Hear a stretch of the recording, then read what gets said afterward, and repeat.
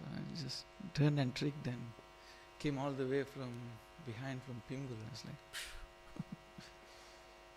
okay, so fourth canto, seventh chapter, I think, and we are supposed to do three verses, 3, 4, and 5. Okay, let's see how we go. I just said interesting thing. I mean, we always say that sometimes it's good to contemplate it uh, intellectually. We always say Jagat Guru Srila Prabhupada ki, right? There's actually a quite a significant reason why to say that. Today, I think during these verses, I'll be able to demonstrate why Prabhupada is actually Jagat Guru and it's not just a exaggerative cliche. Yeah? Okay, 3, so let's do it. Prajapatir Dagdashirshno Bhavatvaja Mukham Shira Mitrasya Chakshuksheta Bhagam Swambarhisho Bhaga Prajapatir Dagdashirshno Bhavatyaja Mukham Shira Mitrasya Chakshuksheta Bhagam Swambarhisho Bhaga Prajapatir Dagdha Shirshno Bhavatvaja Mukham Shira Mitrasya Chakshuksheta Bhagam Swambarhisho Bhaga. Short? Anybody want to give it a shot? Prajapatir Dagdashishna Bhavatvaja Mukham Shira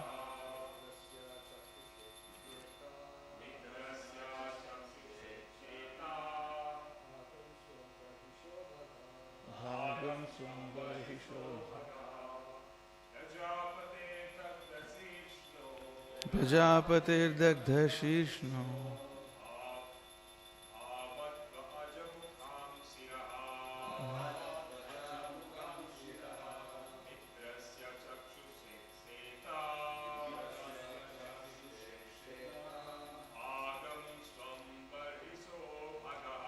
Bhagam Swambarhisho Prajapatir Dagdashishna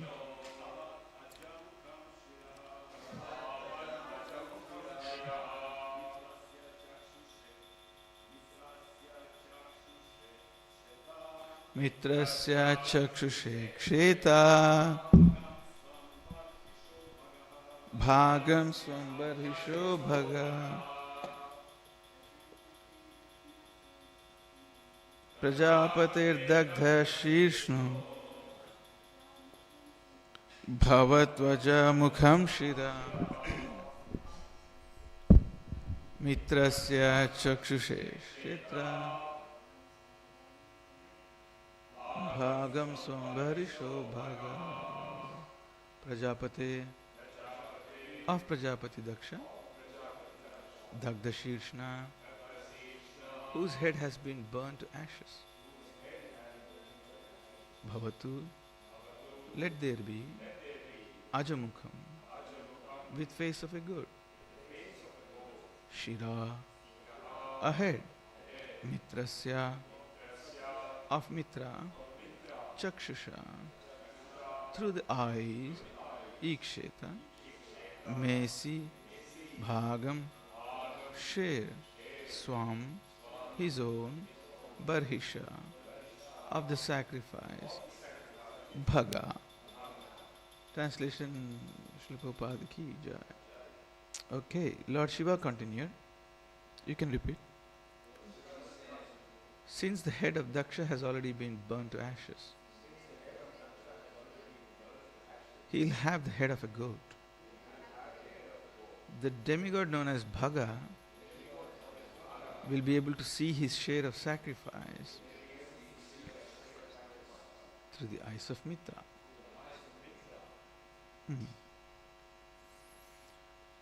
Om Ajnanatimirandasya Gnananjanashala Chakshurumritam Yena Tasmai Shri Vande Nandavajastrinam Padrenam Abhikshnasha Yasam Harikatodgitam Punati Bhunatrayam. So this is interesting. I think in the last few verses Lord Shiva had said, I don't take this thing seriously. That's the majesty of, it's very hard for us to comprehend the majesty of these great devotees.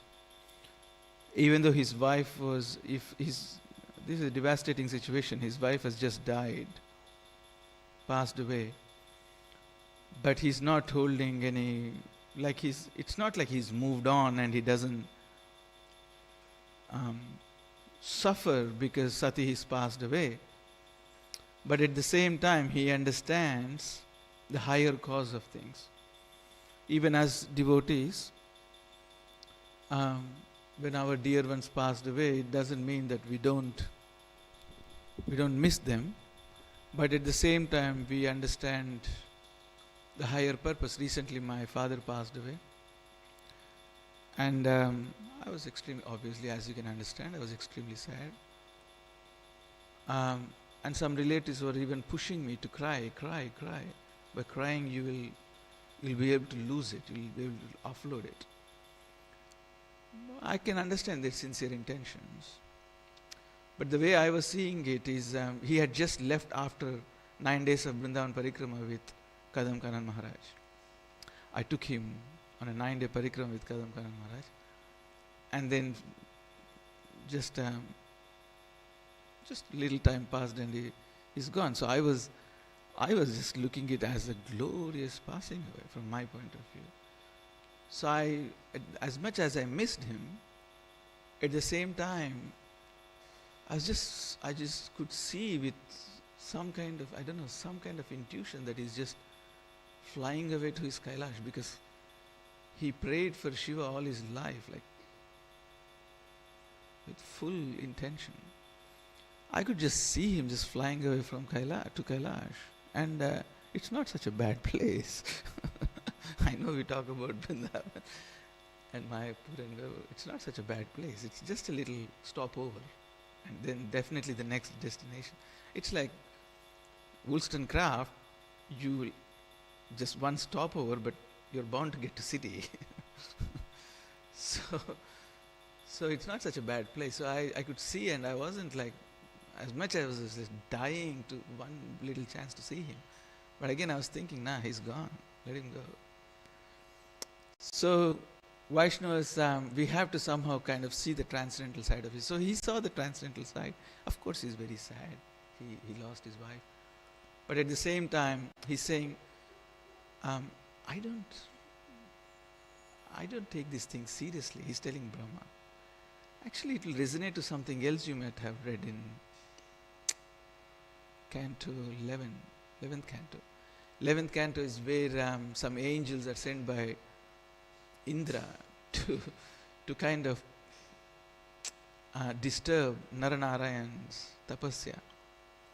And then finally these like angels, like, lustrous, whatever you can give them names, like really lustrous, leery, effulgent, like maybe in the crude colloquial language, like really, busty or whatever you can say. And Naranarayan sees at them and says, Indra comes. It's like the people that had been sent by Indra, they come and they say, we're really sorry for this disturbance. He said, do you think I take this thing seriously? Seriously? No. In the contrary, look at this. And then he hits his thigh and Urvasi comes from his thigh. And she's like making all these, drop-dead, gorgeous, mind-blowing angels. She's making look them like cockroaches, like, because she was just like blockbuster movie. There's one little movies that run in the Enmore theatre, and there's one that comes in the Sydney Lyric. There's a difference between, there's a slight difference. So big, sometimes I go to this music, I take my kids to the musicals in Sydney Lyric. Big difference from what you can see in the little corner side Enmore theatre. So, Naranarayan say, as a matter of fact, take this as a gift to Indra. And Indra sees Urvasi and he's embarrassed. He's like, oh my God, what did I send them to disturb? So similar energy between both great devotees. Shiva says, I don't take this thing seriously. I'll give consolation, I'll give like consolation. So he's giving all consolations prizes, participation prizes. You know, sometimes you go to sports and you don't really win, but because you really tried hard, they give participation prizes in schools. You know that, right? I do. You know this. Participation prizes? I think, my wife tells it in Fiji it's quite common to give participation prizes. Even though you don't win, they'll give you participation prizes. So anyway, it doesn't happen in India. Once it happened to me. Anyway, that's the best I can do. Participation prize.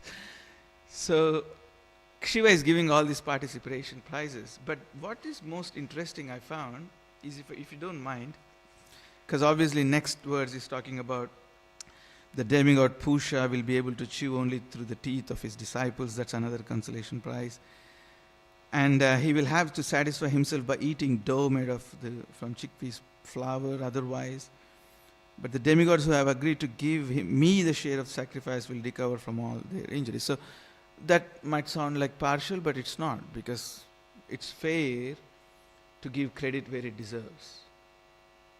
You can't be so, what do you call that, so inclusive that you don't care about someone who actually paid attention.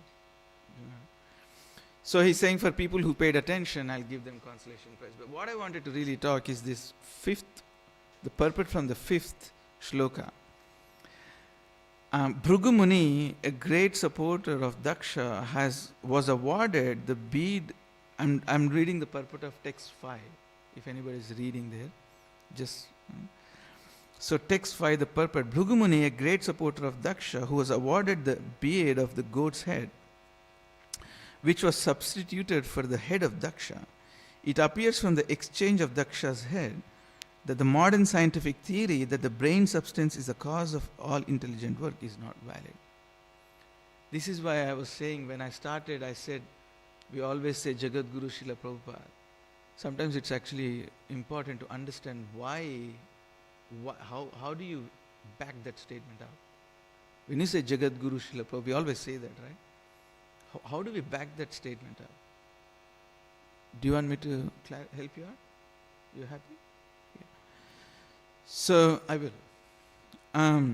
It appears from the exchange of Daksha's head that the modern scientific theory that brain substance is the cause of all intelligent work is not valid. The brain substance of Daksha and that of a goat are different. But Daksha still acted like himself, even though his head was replaced by that of a goat. The conclusion is that it is the particular consciousness of an individual soul which acts. The brain substance is only an instrument which has nothing to do with the real intelligence. The real intelligent mind and consciousness are part of the particular individual Atma. It will be found in the verses ahead that after Daksha's head was replaced by the goat's head, he was as intelligent as he had previously been. He prayed very nicely to satisfy Lord Shiva and Lord Vishnu, which is not possible for a goat to do. Therefore, it is definitely concluded that the brain substance is not center of intelligence. It is the consciousness of a particular soul that work intelligently. The whole movement of Krishna consciousness is to purify the consciousness.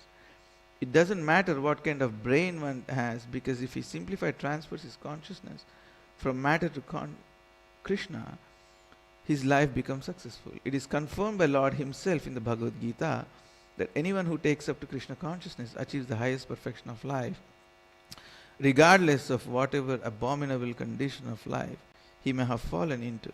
Specifically, anyone in Krishna consciousness goes back to Godhead, back to home on leaving his present body. So this is why I said Prabhupada is Jagat Guru. And we have to back this statement up. This purport was written approximately what year? 72, I think. Yeah, fourth canto somewhere like, yeah, you're right. Somewhere like 1972. I think by the time he came to 6th or 7th canto, he was 1975 and he finished that in Hawaii. 72 definitely was finished somewhere in LA. Sorry, 4th canto, and this was in 1972. This was in 1972, then Prabhupada is saying that the brain substance of Daksha's, it appears from the exchange of Daksha's head that the modern scientific theory that the brain substance is the cause of all intelligent work is not valid. He said that in 1972. 52 years after, in 2024. Do you know how many scientific developments have occurred to prove that to prove that so valid? Did you ever encounter these facts? Do you want me to present you some facts? Can you hear me? Oh, sorry. I'll present you some facts because actually after Prabhupada spoke this in 1972, in the past 54 years, I actually wrote a paper. It's nearly 200 pages. And I had to write it on behalf of ISKCON, Bhaktivedanta Institute, to the Scientific Academy in Florida. And I submitted a paper. And the name of the paper is Survival of Consciousness. Survival of Consciousness after the demise of body. The paper practically focused that consciousness doesn't depend on the body. Even on the demise of the body, the consciousness moves on. I wrote a paper nearly 200 pages. And I want to present you some of the facts from some of the interesting things that I've covered in the papers. So we have to back from information. What is Prabhupada saying? The scientific theory that the brain substance is the wellspring of consciousness is incorrect. I'll give you one of the most interesting examples. You can Google this. If you have books, that's good, you can write. There is one of the strangest cases. It's called the boy named Noah Wall.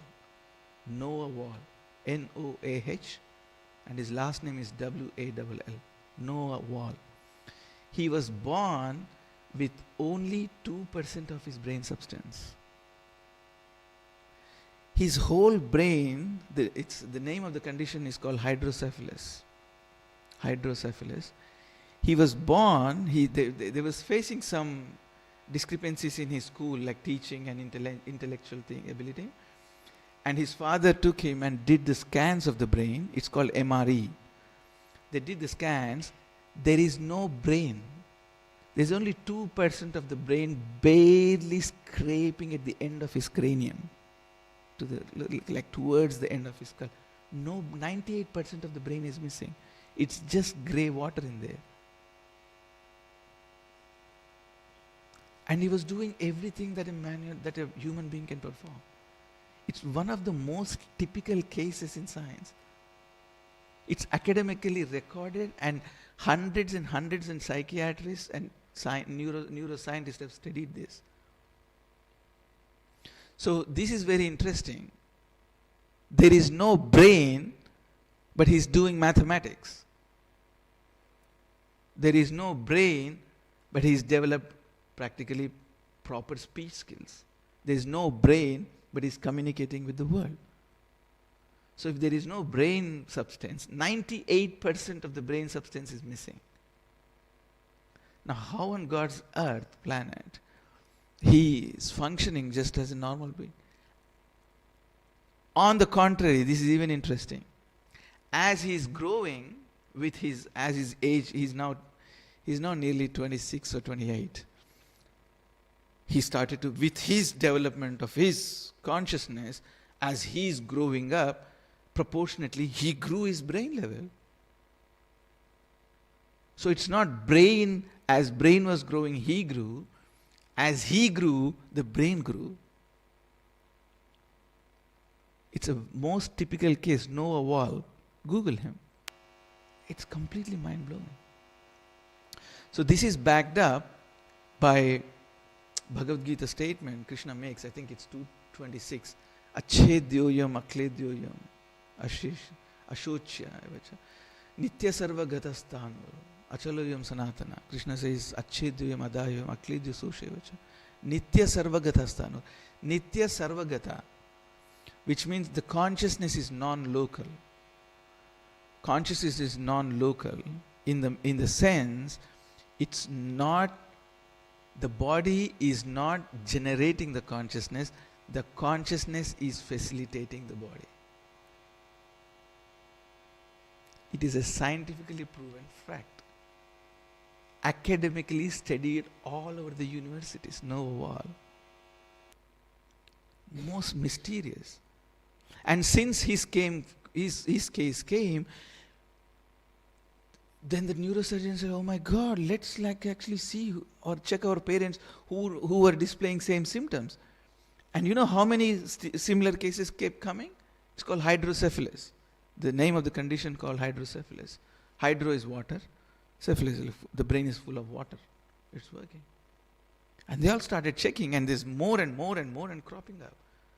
A fully developed human being with 98% of the brain substance missing.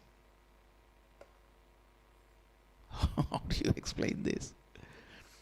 So, Sarvagata Sthanur, which is non-local, it is called the Atma, the soul is non-local, which means it doesn't depend on the body. On the contrary, the body has to depend on the consciousness, which goes to say that you are not this body. How many times have you heard this in this? First time? No. So, this is very interesting. I'll give you another example. Was that example interesting? No? Well, I'll give you another example. This is like really far out. This person was a neuroscientist. This person was a neurosurgeon. His name was Eben Alexander.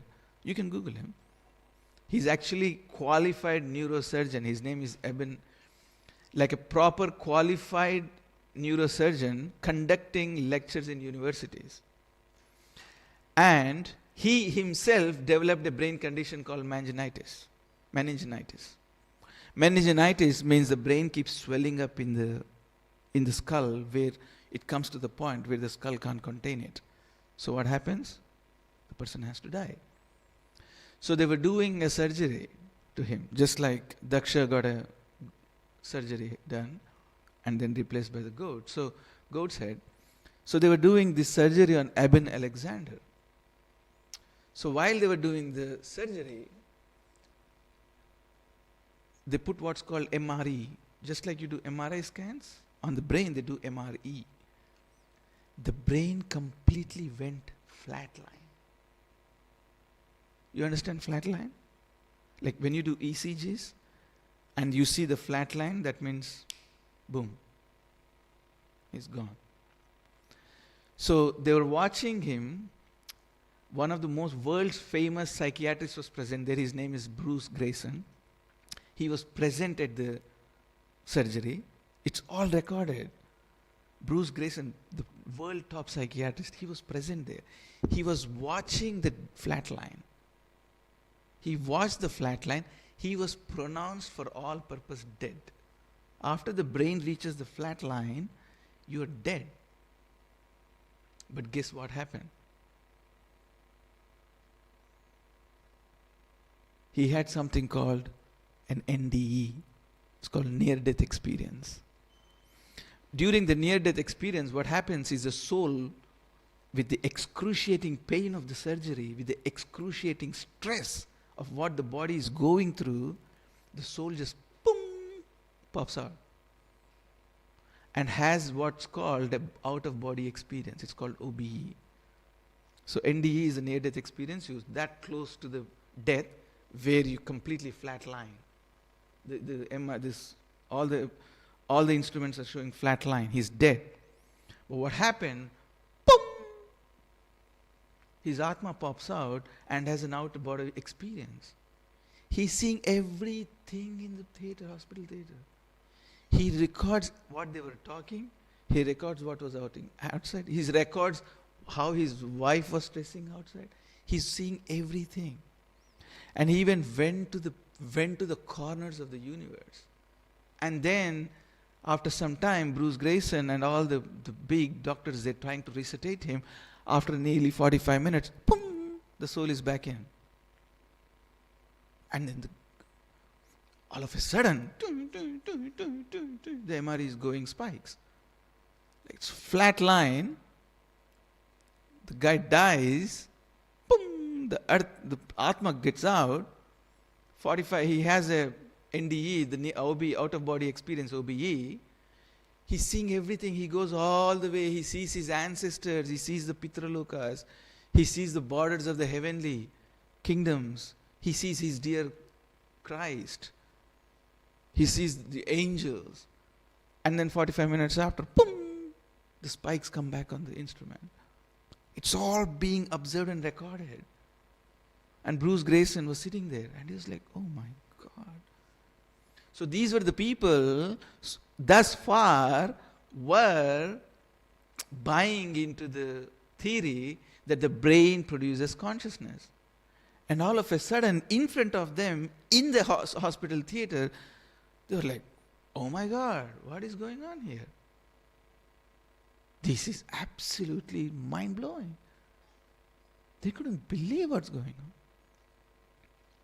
So I gave you Nova Wall experience. Anybody remembers what was the Nova Wall experience? 2% brain, Bhava.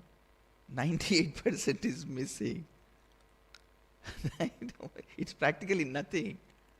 Like, just come on. It's practically nothing. And the guy still functioned.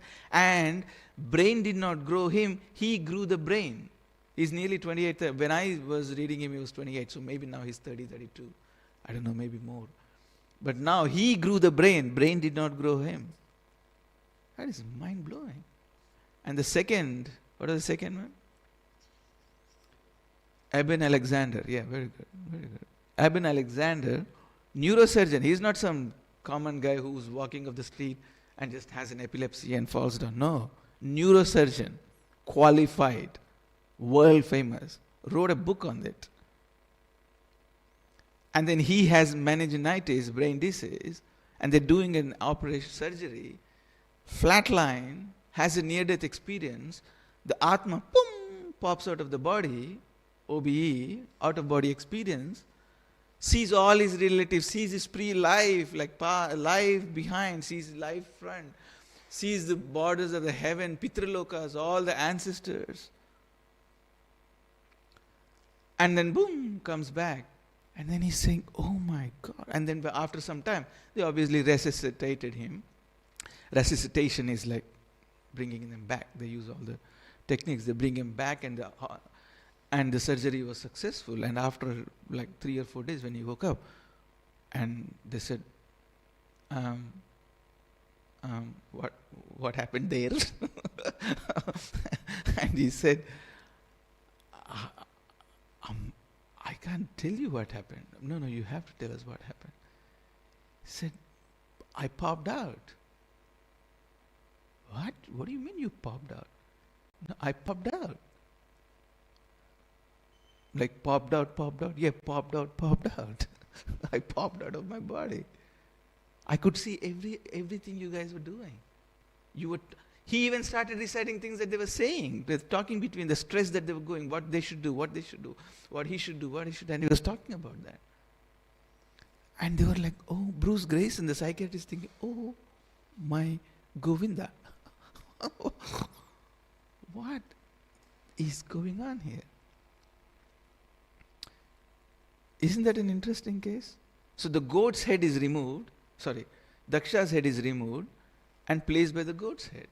And Daksha is still functioning. Do you want me to give another example? This is really like falling off the chair. Michael Egnor, another neurosurgeon. 11,000 brain surgeries. How many? 11,000 brain surgeries. 45 years of experience in brain substance. So there is something called a prefrontal cortex. In the, Bhrur Madhye Pranama Avesha Samyak, Krishna speaks in 6th chapter. So you bring all the consciousness to the Bhruva Madhya, the Agna Chakra. Bhrur Madhye Pranama Avesha Samyak. Bring all the life prana to the Bhruva Madhya. And then the yogi concentrates, and then he's like, boom, he pops out in the time of Shukla Krishna Gati Hiyete Jagata Shashvati Mate Ekayata Namritam Anya Vartate Pura. Agnir Jyoti Raha Shukla Shanmasa Uttarayanam Tatra Prayata Gachanti Brahma Brahmavido Jana. So Krishna says that in 8th chapter, Agnir Jyoti Raha Shukla, during the time of the North Solstice, when the sun is on the northern side, Shanmasa Uttarayanam, the 6 months of the solstice time, when the yogi, Shanmasa Uttarayanam, Tatra Prayata Gachanti, the yogi that lives through the Agna Chakra, the frontal, Brahma Brahma Vido Jana, and then he says, Dhumo Ratristata Krishna, Shanmasa Dakshinayanam, Tatra Chandramasam Jyoti, Yogi Prapya Nivartate. But the yogi who lives on the lunar solstice, when the sun is on the southern side, he pops out of his Agna Chakra, but he has to return, but it's not, because it's unfinished. It's not complete business. Anyway, why did I tell you all that? So there is called, between the eyes, there's something called a prefrontal cortex. It's also called frontal lobe. So most of our gray material in the brain comes and circulates there, and all our intelligence, rational reasoning, defining the space. I'm moving, you don't bump into me, right? While move, why? Your brain is automatically calculating the space. There's so much going on. Your brain is calculating my words now. Your brain is at the same time understanding the room you're in, and the language I'm speaking, and the accents and the vernaculars. This million things your brain is calculating. We don't understand all that. We don't observe all that. We understand, but we don't observe all that. We don't have time to do that. So who's doing all this? It's called prefrontal cortex. It's a frontal lobe in between the eyebrows. And it's called Agna Chakra. The Agna Chakra stimulates that organ, and the more active and the more mobilized that Agna Chakra is, the more vigorous the yogi is, the more intelligent they become. And they can put it back. They use that energy back. So anyway, this Michael Egnor, the neuroscientist, the neurosurgeon, he was performing a surgery on a lady who has a problem with this frontal lobe, prefrontal cortex. He was performing the brain surgeons are now through the nose. You know that, right? It's all through the nose. She was awake and speaking.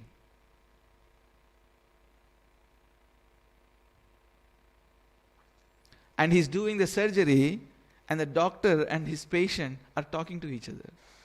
By the way, what did you have this morning? A coffee latte and a coffee latte and a bruschetta or something like that.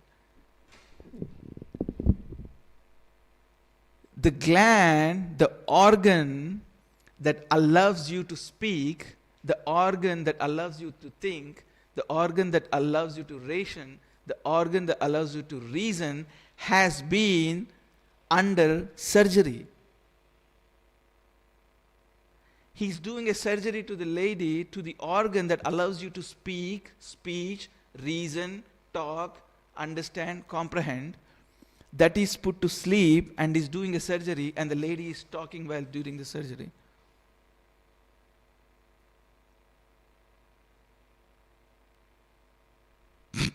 How do you explain that? So that's the reason I started. I'll just quickly summarize what I was talking about. I was talking about why we call Prabhupada. I wanted to signify why we call Prabhupada Jagat Guru, right? It's not just some cliche. It's not some exaggerated cliche. It's backed up. The reason is Prabhupada in 1972, he completed 4th canto, 1972, end of maybe beginning of 1973. He's saying the scientists that are saying that the consciousness springs out of the brain substance is wrong. incorrect. And it so happens, is it like a coincidence? Like, wow. No. He actually meant it, and in the next 50 years for now, the whole neurosurgery has blown out, like they can't keep up with what they're discovering every day. And I gave you 3 examples. I wrote a paper on this. It's nearly 200 pages. I have it. I can pass it to you guys if you like to take a read. It's nearly 200 pages. I submitted to Bhaktivedanta Institute, and eventually they're submitting to the Bigelow's Institute of Consciousness Studies. It's a world institute for consciousness studies. It's called Bigelow Institute of Consciousness Studies.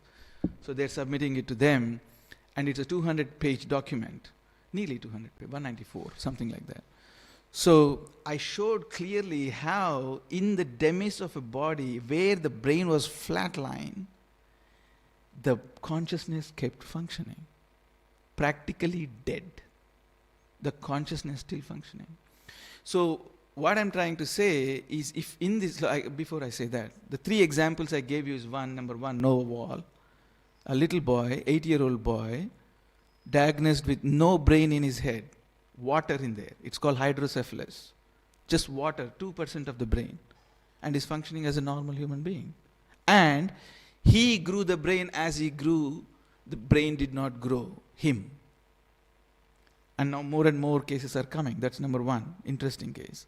2, I spoke about Eben Alexander, neurosurgeon. All his life, he coached, trained, taught his students that the consciousness comes out of the brain. But he himself, when he suffered this brain disease called meninginitis, and he was going through the surgery, his psychiatrist, Bruce Grayson, he was watching, flatline, he's dead. Boom! The Atma pops out, goes to the heavens, forefathers, heavens, comes back right into the body. 45 minutes later, they resuscitate him, he gets up. 2 days after, they're asking, what happened, old fellow? What happened in that 45 minutes? We kind of lost you there. And the guy says, well, I went on a little trip on the universe.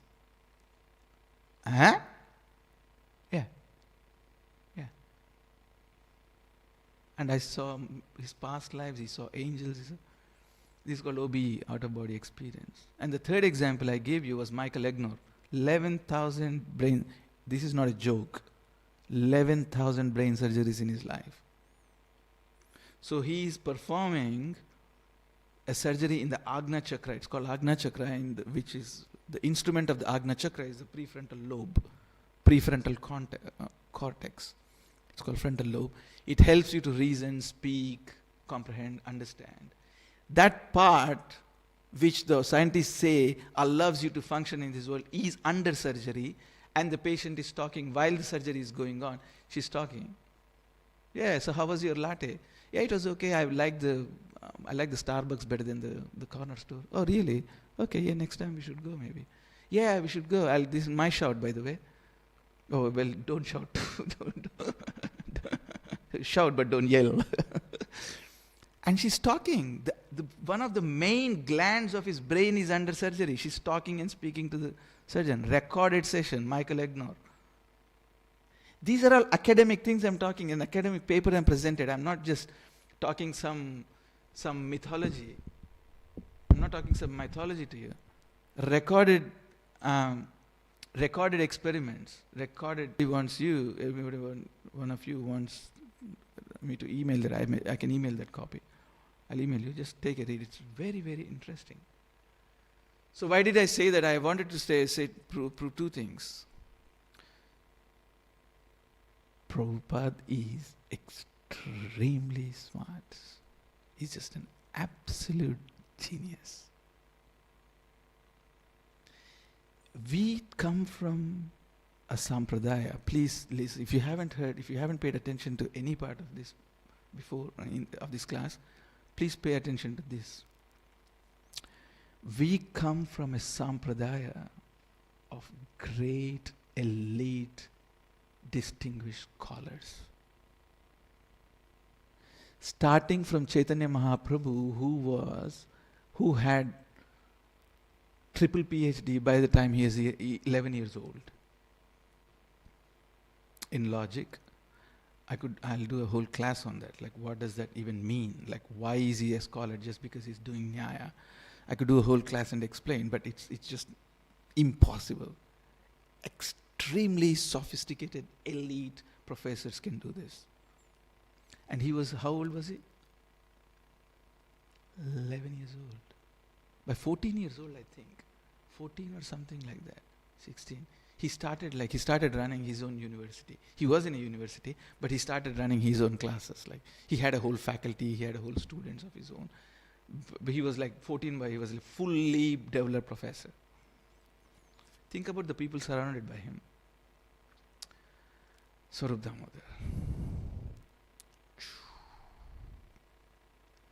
He would make people like Prakashan and Saraswati look like a puppy. Prakashan and Saraswati was holding the pita of Adi Shankaracharya. It's not normal, regular preschool teachers that hold, high school teachers that hold Adi Shankaracharya's pita.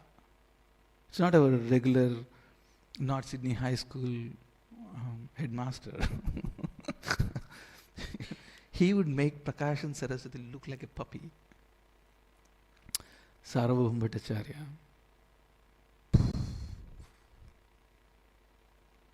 Now, is he a scholar or a scholar? All the hundreds of Prakashananda Saraswatis in India, North India, all the way to Persia, to the eastern border of Japan, they would bow down in front of him. And he looked at Mahaprabhu himself. And then we spoke about, who did I speak next? Swarup Damodar, sorry, thank you. Rusty. And God will give us time. We can go through Sarvabhauma Bhattacharya's teach. I'll show you, I'll demonstrate to you. It's not ordinary things that he's saying. For us, just, from Bengali to already Prabhupada's presentation, we just go through, like they keep rushing through the red lights kind of thing. We're just passing through the red lights.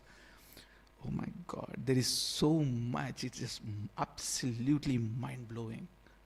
What Sarvabhauma Bhattacharya is talking to, the questions that he's raising, like epistemological questions, ontological questions, like how do you verify, hermeneutical questions. It's just absolutely mind-blowing. Exegesis, just.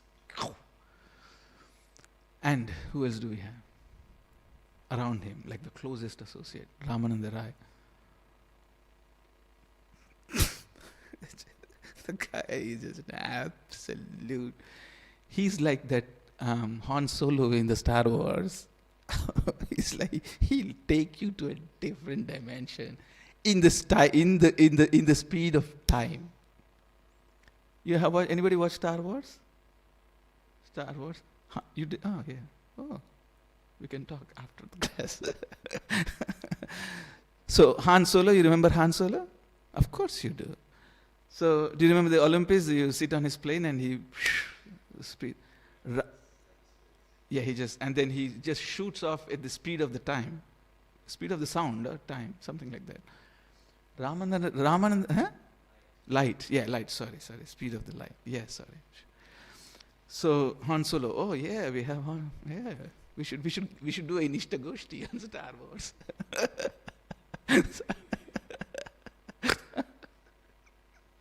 Anyway, we have to have a sense of humor. Star Wars Ishta Goshti, Harry Potter Ishta Goshti, Lord of the Rings Ishta. They'll shoot me one day.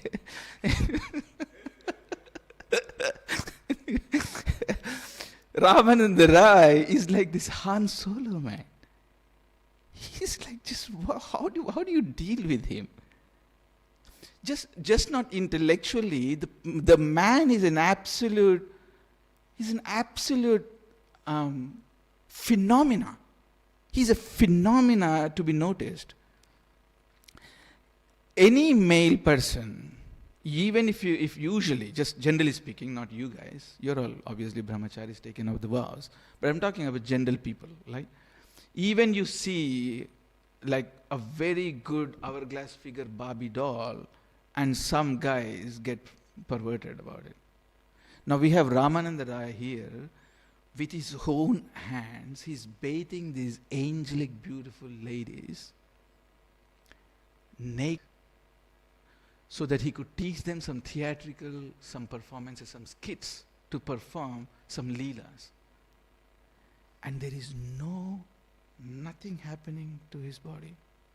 No transformations to the parts, if you know what I mean. Like, where is he at?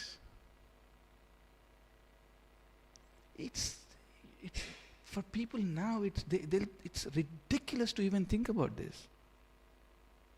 How does it even happen? You're bathing these angelic girls, nothing moving in his body, not even a hair. So he's done this, he's done everything, he knows everything about his metabolism. He understands Sadhu Sangha. 4, right? Now it only just gets better and better. Sanatan Goswami speaks 6 languages fluently, writes poetry on 6 languages fluently. The poetry is out of the world. When he writes poetry, it's out of the world. When you see Rupa Goswami's poetry, even if you got a glimpse of that in Nectar of Instructions, what kind of poetry is this? It's completely mind-blowing. People by linguistics, people study linguistics, and by linguistic you can tell where the scholar is at.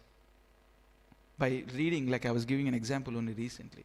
If you read Charles Dickens, and if you read Shakespeare, is there a difference you can tell? Like the English is a little bit premium and up that way?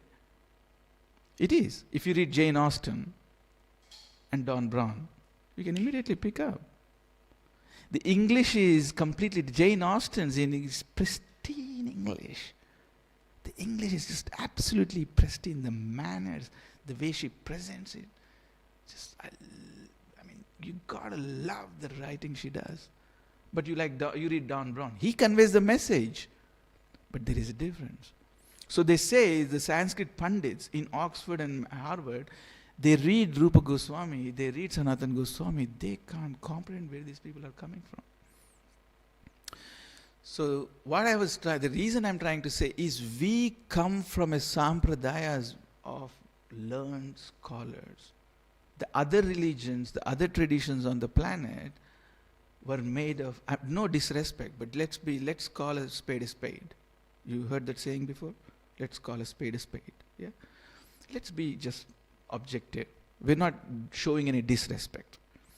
But we have religions on this planet which are most popular, have been started by carpenters and fishermen. Again, disclaimer, I'm meaning no disrespect, but you got to call a spade a spade. We have another religion that has been developed by, okay, let me use nice language. These are all recorded. Mercenaries. Okay, that's a better language. I was going to say something else, but anyway. Mercenaries in the desert. You understand mercenary, the word mercenary? Mercenaries, the hired soldiers, just work for mercenaries from the deserts. So you have the major religions that have been started by mercenaries in the deserts and by fishermen and smithies. You guys smithies? Yeah, giant. And we have this tradition that we are in here. Just think about this. The absolute pristine, elite scholars. And we have Prabhupada here in 1972. What a scholar. Maybe his English is not second. Maybe his English is second. His English is his 3rd or 4th language, I think. He speaks Bengali, Hindi, Oriya, God knows what else, and then English. Because he was growing up he was educated in Scottish college. He gives a kind of English which is like a colonial.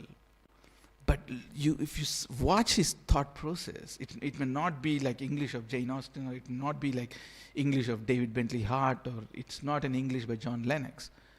But the messages he's conveying is just absolutely mind-blowing scholarship. 1972, he said, these scientists are idiots who are telling you that the consciousness springs out of the brain matter.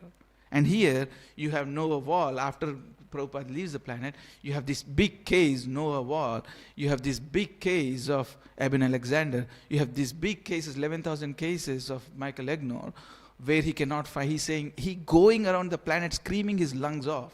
Michael Egnor, type him, Google him. He's screaming his lungs off. There is no consciousness in the brain. What I mean to say is, there is no gland that springs consciousness in the brain. There is consciousness in the brain, but there isn't anything that is generating consciousness in the brain. On the contrary, the consciousness is generating the functions of the brain.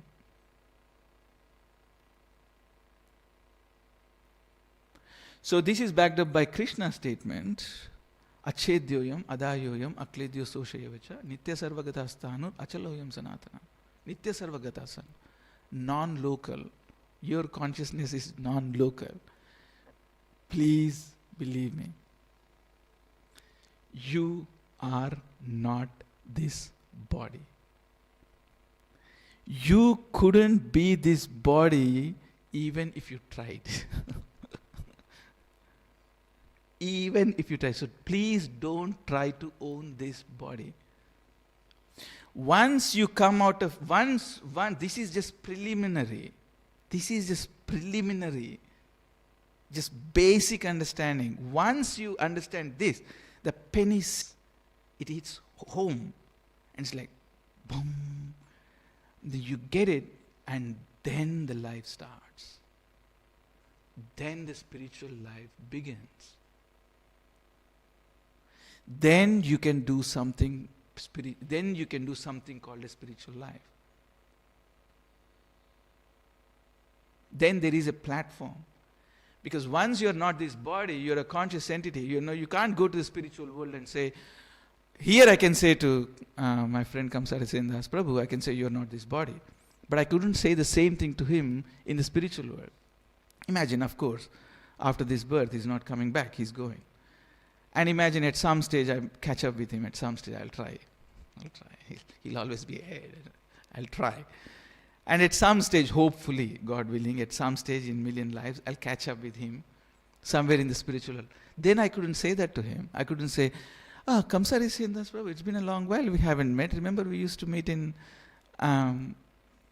North Sydney Temple, and Kamsari said, yeah, you're that cocky guy. Yeah, I remember you, the cocky Radhika Prasad. I couldn't say to him, you're not this body there. You know why?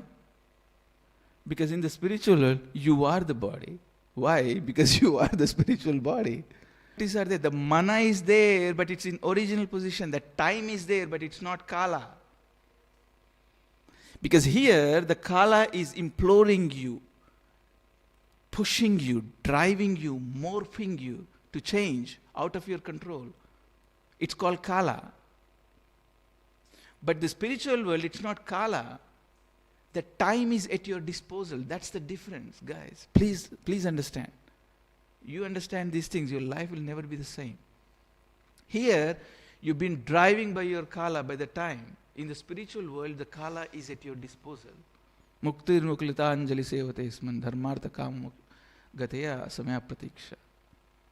Bhaktir tvai bhagavata yadi syat. Once I have that developed love and I have in the spiritual world, Bhaktir tvai stirataro bhagwan yadi syat. Daivena phalati divya kishora murti. Muktir swayam muklita anjali sevate isman dharmartha kam gateya samaya pratiksha. The time is at your disposal, waiting for you. What is your next pastime? What is your next service for Krishna? If you can please tell me, I will facilitate you. Here, that's not what's happening. You missed out, you missed out. You missed the boat, you missed the boat. Same thing with every faculty of yours. drishti, Shrotram chakshur, sparshanam cha. These are all functions go to their original service.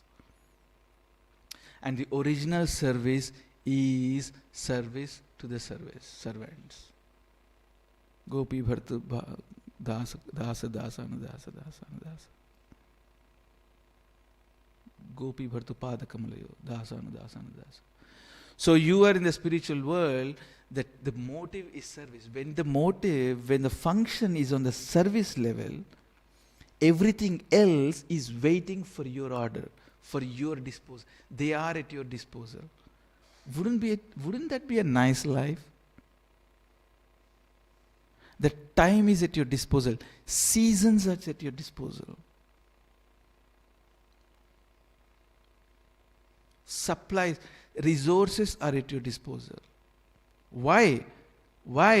Because they understand that you're fully Krishna conscious and you're fully going to use those resources for service of Krishna, for service of Krishna's servants.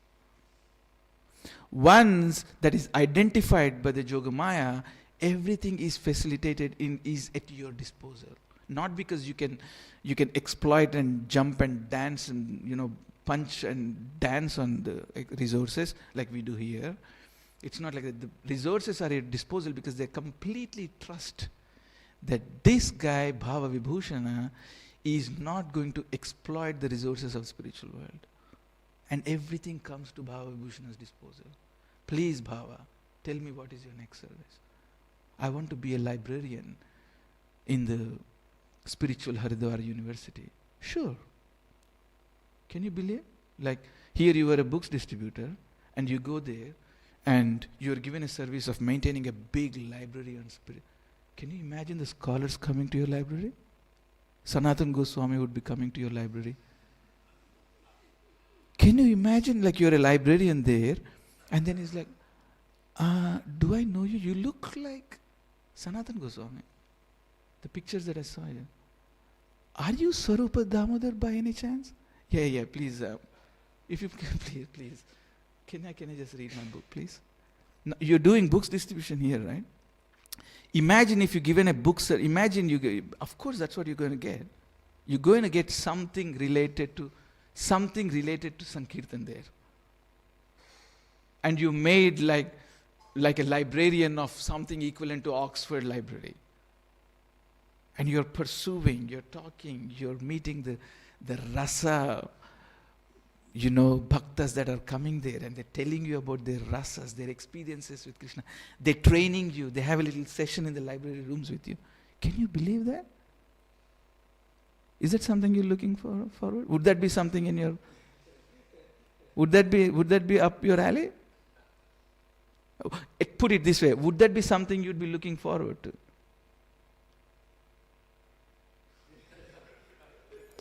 Wouldn't that be something you, if it's possible, isn't that something you'd be excited for? Like, Ramananda Rai rocks up into your library and says, could you please pull me that book on Madhurya Rasa and I just want to read that. You're like, yeah, sure. Here it is. And then as soon as he reads, you're sitting in front of him. He takes the book. And you're there. What are you doing here? Could you please tell me something about it? Imagine the possibilities. Realizing that your body is just the beginning. Can you believe like you are there? And then someone comes to you and they say, could you please, Vrajarani Mataji, my dear sister. Like you go to the spiritual and they say, here is a big garland shop and perfumes. We make perfumes and garlands for Krishna. Could you please take over this store and look after this store? How would you feel? You're gone. You're like finished. Yeah. So anyway, oh my God, 9 o'clock. I didn't believe. So anyway, I'll just quickly, 1 minute, I'll summarize. I was trying to show you that consciousness is non-local. Brain doesn't produce consciousness, but it's vice versa. And I was trying to give you some examples. And I showed you how that understanding your body is just the beginning of your spiritual progress. And once you understand you're non-local, you're a conscious entity, a spiritual living force outside the body, then the spiritual world begins. And then you go to the spiritual world, and then your real faculties, real functions, you are what is called Swarupa Siddhi Ishvara Pranidhana. In the Yoga Sutras, it's called Swarupa Siddhi Ishvara Pranidhana. Means you are situated in your constitutional position, and then Ishvara Pranidhana, and you'll start working your service for Krishna. Anybody is interested, I can email you the document that I prepared, the paper that I prepared, with all scientific proofs, scientific records, everything listed of how the brain doesn't generate consciousness. Consciousness facilitates the body, and body is just a temporary instrument. How is it? Is it like too much? Like, what is this? Or was it okay? Was it okay? Is it helpful? That's what I want to know. Is it helpful, Bhava? Is that helpful, Edward? Understand? Okay, 9 o'clock. I better stop. Any questions you have about all these things? Yes, please.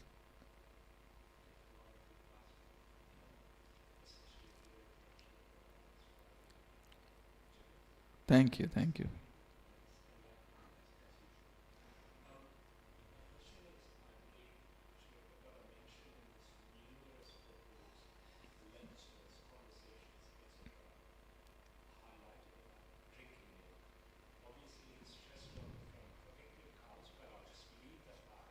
Yeah.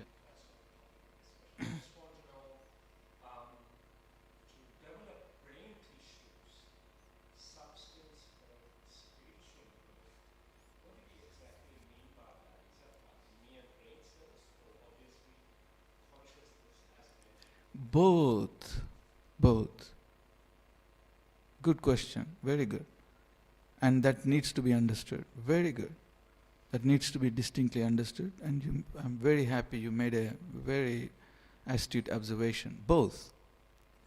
Because it's bit of both. So the cow's milk, and obviously a non-violent milk, is something that is helping the brain from... Like Prabhupada knew a lot of Ayurveda. So he's not just talking some speculations. He knew his Ayurveda very well. So he's saying that it helps the brain tissue, and at the same time, cows are such a nice, good animal. They're sattvic animals. Their consciousness is all about service. If you notice a cow, any farmer, even if you're not in Krishna consciousness, Hare Krishna, any farmer, I used to be an agricultural farmer, and I've traveled around whole Australia. I've seen farms from 60 acres to 60,000 acres. The farmers had to fly me in their planes to show me a tour of their farms. Yeah. So even them, they understand the character of a cow. It's very sattvic. You have an animal, the most sattvic animal on the planet, and she's offering you, she senses what you need, and she's offering you as a service. And you drink that milk. You get, and it is offered to Krishna. And because we don't drink just like that, we offer that to Krishna. So his most pleasing animal product is offered back to him. So there is already an exchange of love. And then you drinking the amrita of that exchange of love. So one physically, yes, it is developing the tissues. And consciously, from a metaphysical point of view, of course, it's transferring this amazing intellectual consciousness, sattvic service consciousness into you. Does it make sense? You happy? Yeah? And to go further, I mean, you made about the comment about all that we can talk, because at the end of the day, the cows also need a contribution to the society. Yeah? We also have to allow the cows to contribute to the society. We cannot just let them die like that. Yeah? Okay, that was a very good astute point you made. Very happy. Okay, is that all happy? So you all got your Nurophens? So I've given you enough headache. Can take some new reference now. Pass me one if you can. Thank you very much. Vanchakalpatarubhyascha Kupasindhubhyacha Patitanam Pavanebhyo Vaishnavabhyo Namo Namaha. Anandakoti Vaishnavavrinda ki jai.